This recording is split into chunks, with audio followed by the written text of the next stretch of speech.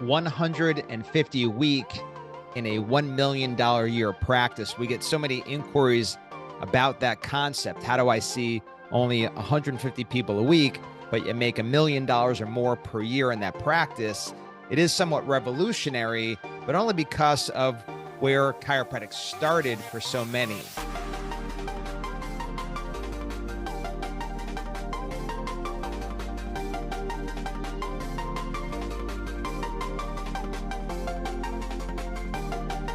I was part of the high volume movement back many years ago, and we built up to a 2,000 week clinic that was my own personally. Then I owned 5 in total that saw over 15,000 a month, and was very proud of that because we were saving a lot of lives. And clearly that needs to still be the intention. But here's the challenge.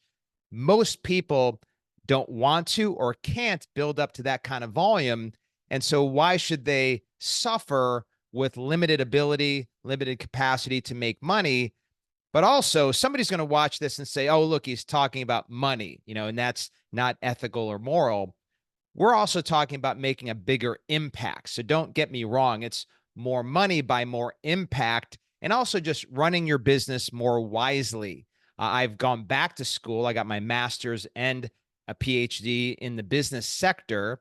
And the whole intention of that was to overcome this issue that chiropractors and many small business owners have, where we run inefficient businesses economically. So you might be doing good work. You're impacting people, you're saving lives, but the economics aren't there. And so that's also why I like this type of business. It's a very efficient and effective business. It's a better run business than somebody who is seeing hundreds and hundreds a week or thousands a month, and yet really the profits aren't necessarily there.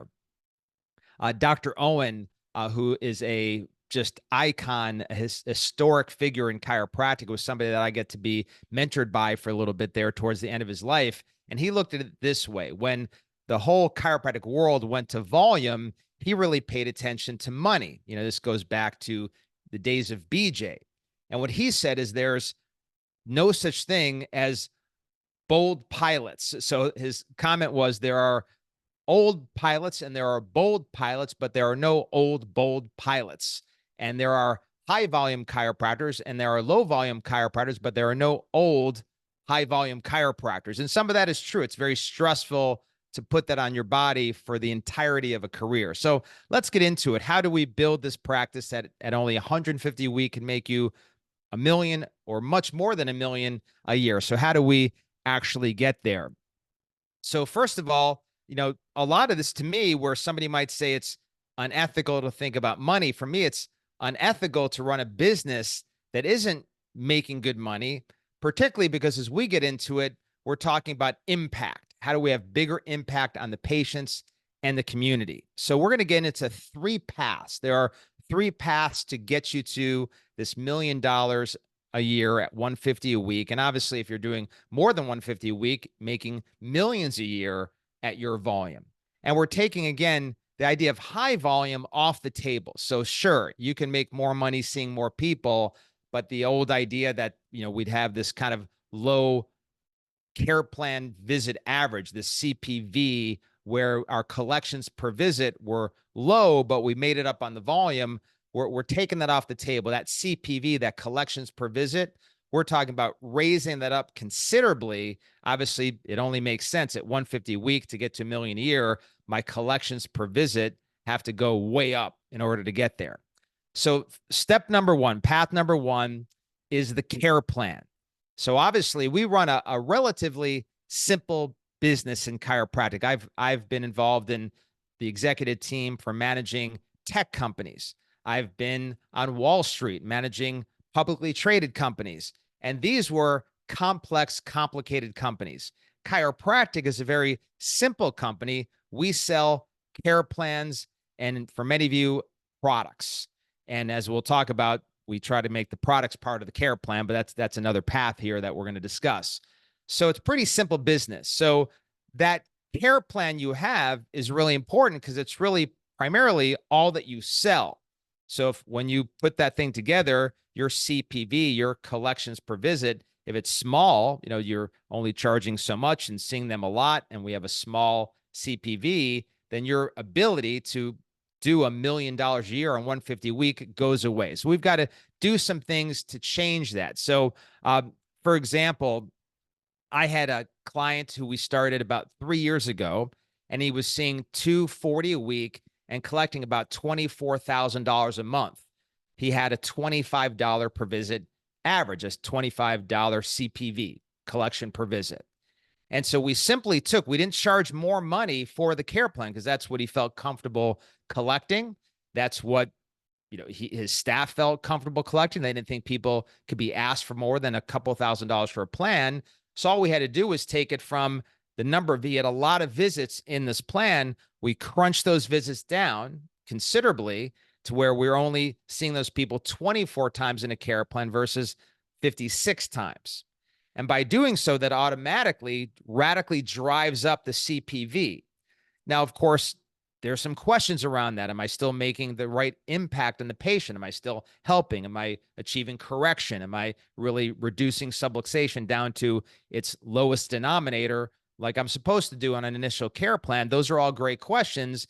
And we get there by something that I call station work. So station work is the fact that, generally speaking, when you're doing any sort of the corrective care techniques, if you're familiar with CBP, Hedabon, Clear Institute, upper cervical, most of these advanced corrective techniques have stations involved, some sort of pre-warm-up, some sort of post-rehab, even resting areas. There's different things you're doing on that visit that create 3, 4, 5 stations that are part of the adjustment, part of the visit. And so we're building a tremendous value for the visit by putting a dollar amount per station that allow us to make a better correction, really make a deep impact in the person's life on a shorter amount of visits, but also have those visits have a greater value to them. So a visit with 5 stations has a value often well over $200, even at 3 or 4 stations. So even if your care plans average out to, say, $90 per visit at a $200, $250 value, the patient is getting a tremendous discount. But in the case of this doctor, we went from a $25 CPV to a $90 CPV, which now, instead of collecting $24,000 a month, he consistently over the last 3 years has collected between $86,000 per month and over $100,000 per month. He's collecting at that $240 a week, still stayed at the same volume. He likes his hobbies, likes time with his family, only wants to work 3 days a week. So we stayed at $240, but now collecting $1.1, $1.2 million a year in a relatively straight chiropractic clinic, just using this station concept, improving the value, reducing the number of visits in a care plan, but never having to really push himself to try to ask for more money. Because with money in the care plan, people don't value the time. So they don't value that they're there for a year or that it was 56 visits. All people understand is what's the cost. So if it's $2,000 for 24 visits, their reaction to that is the same as $2,000 for 56 visits. Same reaction because it's the same cost. They're just as disappointed either way. Nobody likes cranking out a check for $2,000 or $3,000. As long as, of course, we've built the value for it and the urgency for it, they'll do it. But again, doesn't matter whether that's for 24 or 56 visits. To them, just what does this cost to get this work done? So that's path number one. We got to correct your care plan. And we spend a lot of time over the first few weeks working with any of our clients to correct that plan, to radically change their dollars coming in every month for them and their family and their teams without necessarily having to drive towards this difficult place of way more new patients, way more volume. Path number two, here's where you can add a care plan driven product or program. You say that one more time so you understand it. A care plan driven product or program. Nothing's more common than products that sit on the shelf or programs that people don't engage in any great number. So for example, a lot of people bring in like a weight loss program and just don't get enough patients for it to ever make any sense or make them any real money. People have vitamin C and multivitamins and sort of back-oriented types of vitamins sitting on their shelves, and people just don't buy them in enough quantity for it to ever really make any kind of difference. I mean, there's sitting on the shelf, there's whatever inventory costs there, or even if you're just getting them direct from online, again, you're only getting 40, 50% of the money back to you in your pocket. You have to sell a lot of supplements for that to ever be anything considerable. And you just don't sell a lot when it's just, again, product driven themselves. It's not care plan driven. We just call that product or program driven. They live on their own. So how do we fix this? So for example, I've had several product manufacturing companies where we make our own supplements and we work with doctors to put those supplements in place in their offices. I really don't like to work with anybody who says, yeah, we're going to take your multivitamin as an example and stick it on our shelf, because I know, okay, you're going to buy, very few of these from me a year. So that's not a good relationship, not the one I want to get into. It's also not going to make you any money or really help your patients. Again, won't make a bigger impact on the lives of your patients. However, if you put them in your care plan, we're talking about the CPV, as we add products to the care plan, the CPV goes up as a result. And so we show people when they begin that there's a need based on their deficiencies and based on their conditions and just their own health. There's a need for these 1 to 3 to 4 products to be part of their care plan. So if you start somebody on products in a plan and hopefully continue to educate them so they understand why they stay on these products, if not all of them, most of them in perpetuity, we now begin to take every new patient that starts, and suddenly there's 1, 2, 3, 4 products in that plan, with many of them doing that for life. We can considerably increase our collections. Again, this 150 week getting to $1 million a year. Put them on the shelf, never going to happen. Just an example of a program, we have a vitamin D program. So there's a vitamin D testing, then there's a vitamin D program that goes with it. And we have clinics that have made that part of their new patient care.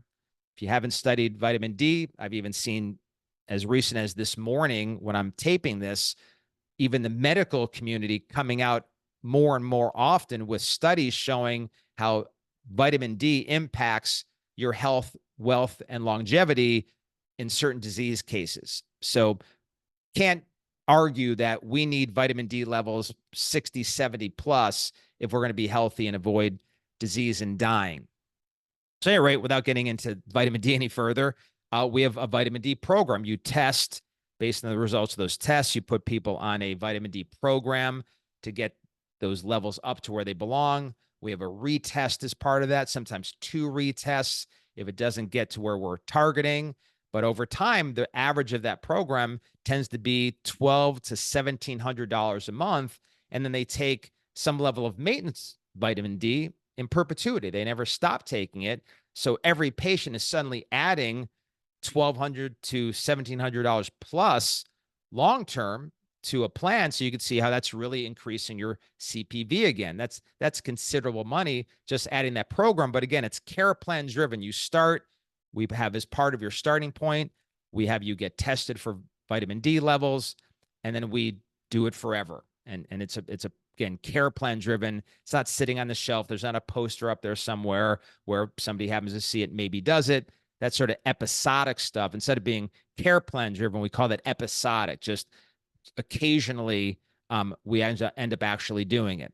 Another way to kind of help something be somewhat care plan driven is supporting it through talks. My brother, Dr. Eric, does many talks throughout the year. And in each of those talks, he tries to get people on a program of supplements. So there's always a few slides. He's talking about chiropractic, and that's most of the talk. But there's always a few slides on how critical certain nutrients are and that you need to supplement them. So I've actually been to his office when they ran out of omega-3, which is part of what he teaches in these classes. And it was like a crisis. There was this lack of omega-3 in his clinic, and you would have thought, the community had run out of toilet paper and water based on the kind of crisis that ensued, all because they ran out of D on the shelf there. So that's been driven by care plans because of the events that he does. So he collects a lot of money every single month, month after month, because people are on a program driven by these events. So there's a few ways to make sure that you can get to this $1 million a year process. Like we're saying, we'll get into the third pathway here in a moment, but you got to realize that in order to do that, you've got to really be good at baking these things in with all of your patients. If you're seeing 150 a week, we can't afford to have 100 of them not on the right care plan for pathway number one, and also doing some level of a product or program as pathway number two, if we're really going to get there. And so, of course, again, with all of our clients, we help you navigate how to make this happen. But that's always my goal. So if you're a client of mine and if you're paying us $1,000 a month or something like that, I want to make sure you're making an extra $100,000 a month. We're trying to 100x anything you'd be investing in us by helping you down clear pathways to monetary return. Back in the day when we coached volume, we could be trying to push your volume up and not necessarily getting you a return on the investment for the coaching. This makes sure that you're getting that ROI from any time you spend with us. Pathway number three, create a true vertical. So what do we mean by a true vertical? So let's take decompression. So that's what we call a vertical in my world. So for some people, decompression is just, it's a table sitting in there. Some of the patients do it or don't do it, and it just kind of gets blended in with all that we're doing with chiropractic. That's not a vertical. That's almost kind of like vitamin C sitting on the shelf. It's just sort of sitting over there. Sometimes it makes us money. Sometimes it doesn't. It's not a business within the business. We call these BWBs, these verticals, true businesses in the business. So I want to give you an example of like where we look to head with something like decompression. So I've got decompression tables now, most of my own clinics or clinics that I coach or manage, because of the value of that business, not just because it's a good service and something, again, that's kind of sitting there to use when we need it. So as an end in mind, I have one clinic where they have 8 decompression tables. There's a tech that's there from 8 in the morning till 5 at night, 5 days a week. So he's there whether the office is open or not. And out of those 8 tables, most of them are filled by well over 400 people on a decompression membership where they're coming in twice a month for $160 a month. So this is what they're going to do forever. It's a forever program. There's a decompression P&L. So that business has its own P&L, as I mentioned, has its own tech that manages it. And then there's just the culture within the clinic. So when they start anybody with any level of a disc issue, they're pointing towards you need chiropractic and decompression to create this scenario where we're correcting your spine and any related disc issues that come inevitably from gravity and tech neck and tech back and sitting too much and a lack of activity, all the things that lead towards, or too much activity, everything that leads towards degenerative discs. So in other words, you're alive, so your discs are degenerating. So they really believe in that clinic, from the janitor to the CAs to the doctor, that everyone needs decompression and everybody needs decompression forever. And so that's the culture, that you have your initial care plan, 12, 20 visits, and then you're going to do it forever. In fact, I went to that clinic and they do such a good job with it. When I went home, I bought my own dock decompression table that's in my garage, because I, more than ever, even committed to my own decompression for me and my family. So I wanted one right here at the house. That's how good they do at helping people understand you need this with your chiropractic and you need it forever. They wouldn't consider a world where patients didn't move towards decompression long-term. That's the world that they live in. So as a result, they've built a true vertical, a true business within a business, a true BWB, where there's over 400 people month after month after month forever who are doing maintenance there. Plus, it's part of all their initial care plans. So they've built $1 million business, a true vertical in decompression. Other verticals would be like Shockwave. So a lot of people have Shockwave or Softwave. Again, it could be like a vitamin C sitting on a shelf. There is something that often has a coat hung on it or something, or it's a business. Somebody's responsible for it. So with a P&L, somebody's job in your clinic is to manage that P&L. We have our own marketing for it. There's a plan to get everybody on it, different packages, different ways that we move this into all the care plans. So it's very care plan driven. And the goal would be that business within the business of Shockwave or Softwave has added to our CPV. So just imagine for a moment with decompression, let's say, once again, your general chiropractic care is $2,000 for X number of visits. We'll call it 24 visits. And then you add now, say, for a general number, we had $1,800 in decompression. Our $2,000 care plan just went to $3,800. And you'll see generally, if this is done right, it doubles. It'll take you from 85 bucks on a CPV with just chiropractic, especially if you're doing the station work. We try to get people at least to 80, 90 bucks a visit. That will double by just adding a decompression plan. So it's another way, again, at the same volume to double again. So we correct your care plan. That triples or quadruples in many cases what you're collecting per visit. Now you add a true vertical like decompression, and we double that. So this is how, again, exponentially, we're getting you from $150 a week at whatever, $20,000, $30,000 a year to $150 a week and $1 million a year. And there's many great verticals, and I want to talk a little bit more about them, but there's functional medicine. There is regenerative medicine. And like I mentioned, we really love things like shockwave and decompression.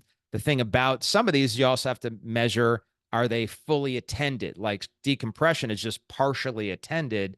And what I love about it too is you make one investment. Once that's paid off, there's no cost. You're just profiting off of it.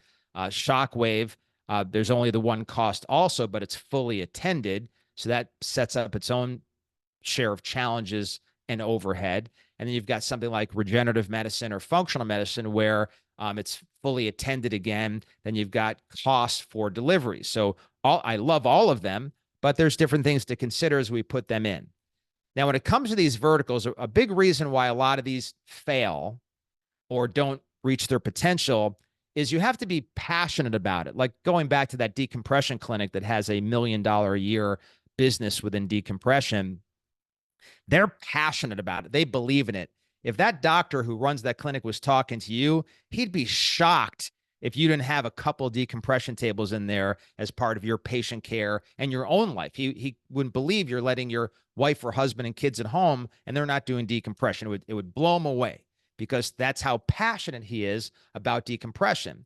So a lot of people, if you talked about chiropractic like you talked about your vertical, your chiropractic business would fail because you're sort of putting the vertical out there as just this kind of luxury item or this thing that you could consider doing, this kind of extra thing. And so, of course, it fails most of the time unless somebody's in an enormous amount of pain or just blatantly needs it. Hardly anybody would do it versus that, the passion for it. Like for me, I really like regenerative medicine because I damaged my hip so badly with CrossFit, wrestling, and doing marathons and Ironmans. There was nothing left and they wanted to put a new one in there. But thankfully, I was able to find PRP and stem cells that restored my hip and keep me going. I've torn both shoulders even recently doing wrestling and felt like both my arms are dangling from my body, a couple of PRP shots, and it was gone. So I love regenerative medicine. So when I'm talking to people about it, it's not a luxury or an add-on, again, or like a vitamin D sitting on the shelf. This is something that I believe should be part of your care, given certain circumstances. Decompression, like I mentioned, vitamin D, knowing what I know about vitamin D, when I talk about vitamin D testing, this is not some luxury or suggestion. You're getting vitamin D testing. This is something I wouldn't consider not doing for my family, and it's certainly something you need to do for yours. So these are things that you have to become very passionate about. We have a clinic who's added hundreds of thousands of dollars in the vitamin D program because they consider that to be the immune test, because vitamin D regulates the expression of the immune system. So they believe in your blood test for vitamin D like they believe in the x-ray for your atlas in chiropractic. So they do both on your first visit and wouldn't consider only doing one. So as a result, they're getting just as good success with that vertical as they are with chiropractic. And that, which is basically a vertical, even though it's the core of what you do and the thing we are most passionate about and most believe in, you've got to be very, very committed to these other verticals or they don't flourish. This idea, again, 150 a week, $1 million a year, we're not kidding around here.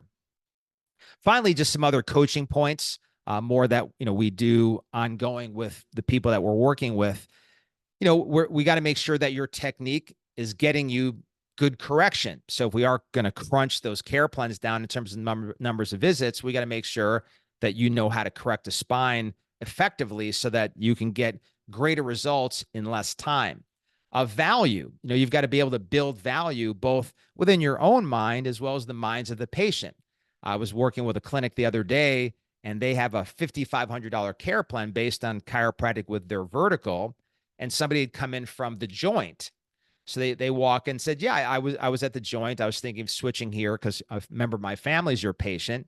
And so at the joint, they were paying, probably $79 a month or whatever that costs. And this care plan is $5,500. So if you can't build contrast around your numbers, reset the anchor number to make $5,500 seem like a good number and valuable and worth it and urgent that it's something you need, they're comparing $79 a month to $5,500. It's insane to even suggest that they would say yes. So you've got to learn how to navigate that, how to build value, something we call reset the anchor number, create contrast around why $5,500 is worth it, because it's certainly better than a $50,000 surgery. You've got to get to their why beneath the why and know how to set goals for patients so that they're willing to invest like this. Because as some of you probably heard me talk about adding, $1,800 to your current plan by bringing in decompression, some of your minds maybe got blown. Oh my God, people could barely afford it now. How are they going to pay another $1,800? That's something to not worry about. There's a way to do that. There's a path there to make that happen. It's simply a skill that anybody could learn. So hopefully, as we wrap this up, you can see that it's not hyperbole. It's not an exaggeration to say at $150 a week, you could be making $1 million a year. Can't tell you how many calls I get a week from somebody who's been at this a long time.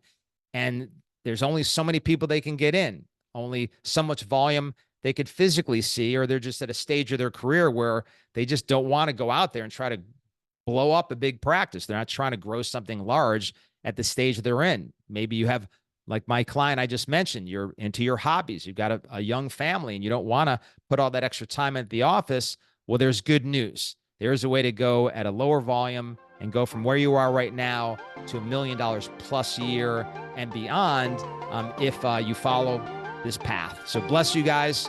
Hope to hear from you soon. And remember who you are.